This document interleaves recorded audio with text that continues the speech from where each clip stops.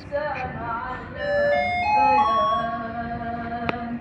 الشمس والقمر بحسبان والنجم والشجر يسجدان والسماء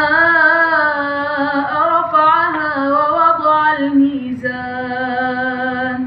ألا تطغوا في الميزان وأقيموا الوزن بالقسط ولا تخسروا الميزان والأرض وضعها للأنام فيها فاكهة والنخل ذات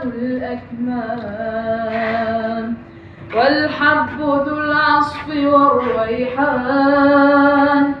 فبأي آلاء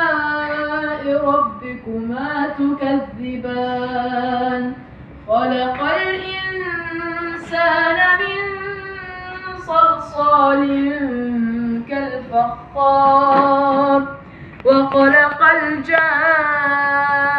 الجن من مارج من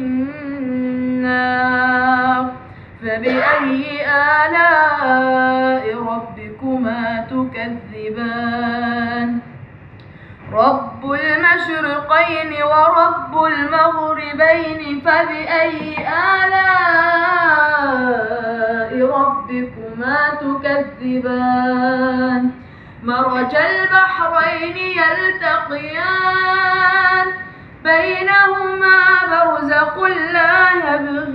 يبغيان فبأي آلاء ربكما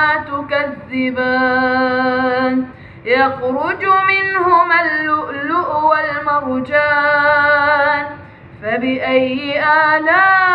آلاء ربكما تكذبان